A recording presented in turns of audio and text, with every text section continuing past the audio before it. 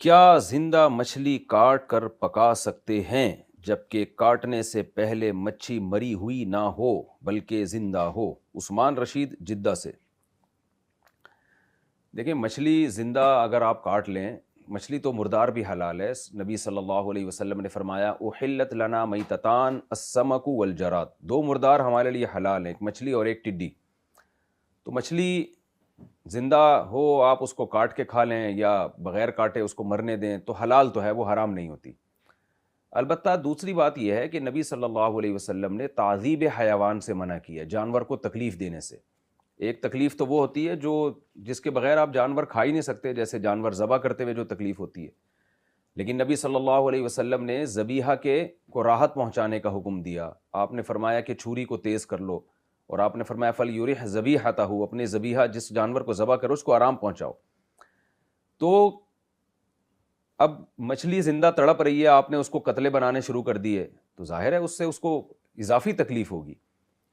سر کاٹ دیا نا، تو جہاں تک میرا خیال ہے اگر صرف سر کاٹ دیا جائے تو اس سے تکلیف شاید فوراً وہ مر جائے گی، اس کو تڑپنے کی تکلیف سے حفاظت ہو جائے گی۔ وہ تو ایک ذبح کی ہاں، طرح چیز ایک ہوگی۔ ذبح کی طرح کی چیز ہو گئی نا۔ اگر مچھلی جیسے زندہ ہے، آپ نے فوراً سر کاٹ کے الگ کر دیا اس کا، تو اس سے تو میرا خیال ہے تکلیف کم ہو جائے گی اس کو، کیونکہ تڑپنے میں جو دیر لگے گی وہ تڑپنا سے وہ بچ جائے گی۔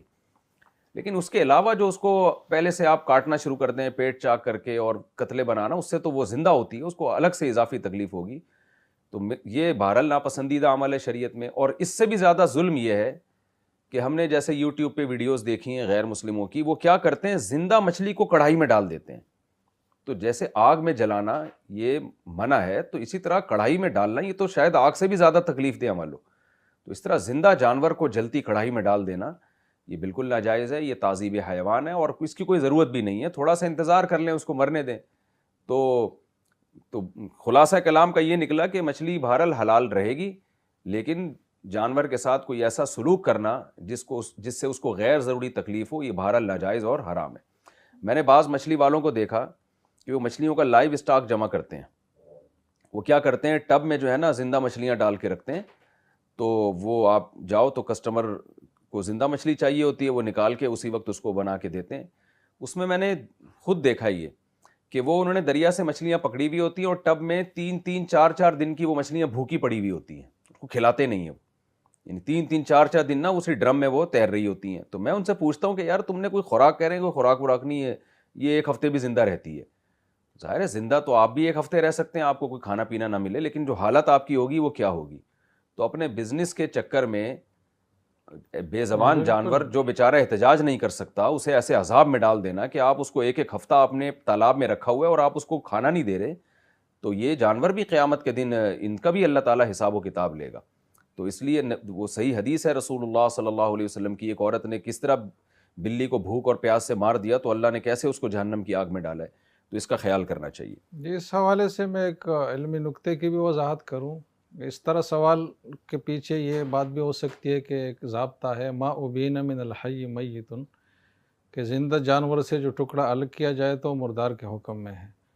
تو یہ جو ضابطہ ہے، یہ اصول اپنی جگہ ہے، لیکن یہ ان جانوروں کے لیے ہے جن کا شرعاً ذبح کرنا ضروری ہے، اور مچھلی کا چونکہ شرعاً ذبح کرنا ضروری نہیں ہے، جیسے کہ مفتی صاحب نے فرمایا، حدیث بھی پیش کی کہ وہ مردہ حالت میں بھی جائز ہے، یعنی میتہ کی صورت میں، تو اس وجہ سے یہ ضابطہ اس پہ لاگو نہیں ہوگا۔ تو حلال تو ہوگی، لیکن بہرحال یہ اخلاق کے اور حیوانات کے جو حقوق کی رعایت ہے اس کے خلاف ہے۔ اور اس سے یہ بھی پتہ چلتا ہے کہ اسلام صرف انسان نہیں، حیوانات کے حقوق بھی جی بیان ہاں، کرتا ہے، یہ اسلام کا امتیاز ہے باقی مذاہب کے اوپر۔ اچھا بھائی، میزان بینک میں رقم رکھ کر اس پر جو منافع آتا ہے کیا وہ سود ہے؟ کچھ لوگ اس کو جائز نہیں کہتے۔ عبداللہ صاحب سعودی عرب سے۔ ہم نے جو میزان بینک میں کافی تحقیق کی ہے، جو اسلامک بینکنگ پر، میں نے پرسنلی بھی، مفتی حسین صاحب تو ہیں ہی ان امور کے ماہر، ان کے تو خاص اس میں مہارت ہے، پرسنلی میں نے بھی ذاتی طور پہ تحقیق کی ہے، تو اس میں سود نہیں ہے، لہذا اس کا پروفٹ جائز ہے۔ جو حضرات کہتے ہیں اس میں سود ہے، تو ہماری نظر میں ان کے دلائل کمزور ہیں اس بارے میں۔ کچھ تو غلط فہمی ہے، ان کو صحیح صورتحال کا نہیں پتہ، تو وہ معذور ہیں کیونکہ ان کو صحیح صورتحال کا نہیں پتہ۔ اور بعض دفعہ یہ ہوتا ہے کہ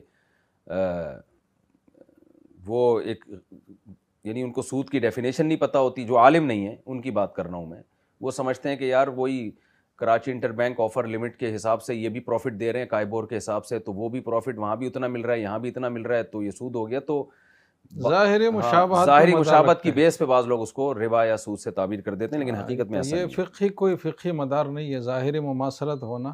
ہے. ایوب خان صاحب کینیڈا سے پوچھتے ہیں کہ کینیڈا میں جمعہ کی ایک سے زائد جماعت ہوتی ہے، کیا ایک ہی امام ہر نماز کی جماعت کروا سکتا ہے؟ تو ایک امام تو نہیں کروا سکتا، اگر وہ ہوگی بھی تو نماز ادا نہیں ہوگی. دوسری بات یہ کہ متعدد جماعتیں بھی بغیر شدید عذر کے جائز نہیں ہے، جیسے کہ کرونا کی وجہ سے جو صورتحال تھی اس میں تو اس کی اجازت دی گئی تھی، لیکن اگر ایسا کوئی عذر نہ ہو تو ایک جماعت جس کا امام متعین ہو، جس کا مؤذن ہو، جس کے مقتدی معلوم ہو، تو ایسی مسجد میں تکرار جماعت بہرحال مکروہ ہے، خواہ وہ جمعہ کی جماعت ہو یا کسی اور نماز کی جماعت ہو. تو اس کا بھی خیال رکھنا چاہیے کہ یہ بھی ایسا کوئی آزادانہ سلسلہ نہیں ہے کہ متعدد اماموں کے پیچھے بھی آپ جتنے چاہیں نمازیں پڑھ لیں. محمد فیضان صاحب انڈیا سے پوچھتے ہیں کہ آج کل لوگ نئی گاڑی خریدنے کے لیے بینک سے لون پاس کراتے ہیں، پیسے کی کمی کی وجہ سے یا حکومت کو قرضدار دکھانے کے لیے تاکہ حکومت کی طرف سے ٹیکس نہ لگے اس کے اوپر. تو اور اس کو لوگ آج کل مجبوری بھی بتاتے ہیں کہ ٹیکس سے بچنا ہے ہم نے، تو اس کے لیے بینک کے لون کی صورت اس کو ظاہر کرتے ہیں، اور پھر اس میں کچھ لوگ گارنٹر بھی بنتے ہیں. تو اس بارے میں شرعی حکم بیان فرما دیں.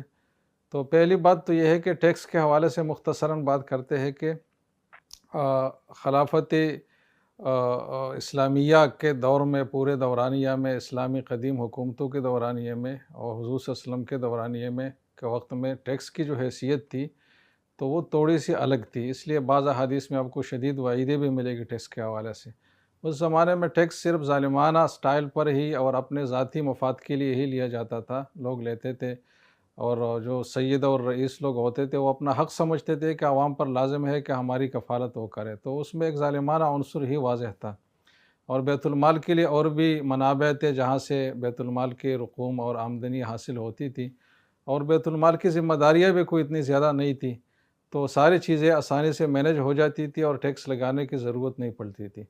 بعد میں فقہاء نے جب دیکھا کہ اس کی ضرورت پڑتی ہے تو فقہاء نے ایک ضابطہ ذکر فرمایا کہ ان فی المال لحقا سوی الزکوٰۃ، کہ شرعی زکوٰۃ کے علاوہ بھی کوئی لازمی حقوق مالی ہو سکتے ہیں، اور ایسے بھی ہو سکتے ہیں کہ سرکار اس کو وصول کرے جب اس کو ضرورت ہو. تو اگر واقعتاً سرکاری خزانے میں ضرورت ہے ٹیکس کے رقم سے چلنے کی، جیسے کہ آج کل یہ فارمولہ ہے کہ 80% حکومت ٹیکس سے چلتی ہے اور 20% جو ہے اس کی ذاتی آمدنیاں ہوتی ہے، تو ٹیکس ایک ضرورت بن گئی ہے. تو یہ اگر عادلانہ اور منصفانہ انداز میں ہو تو اس سے اپنے آپ کو بچانا یا اس کو چھپانا یہ ناجائز کام ہے، اس کی اجازت شرعی حوالے سے بھی نہیں ہے. صرف یہ نہیں ہے کہ قانوناً لازم ہے، شرعاً بھی لازم ہے.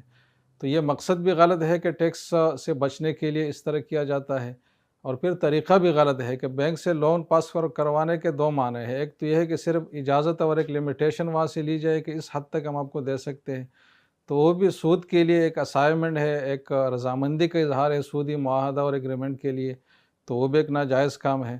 اور اگر ٹرانزیکشن کی جائے تو وہ تو اس سے زیادہ ناجائز ہے کہ مباشرتاً آدمی نے ایک حرام کام بھی انجام دے دیا آلریڈی. تو نہ اس کام کی گنجائش ہے اور نہ اس مقصد کی گنجائش ہے جس مقصد کے لیے کام کیا جاتا ہے.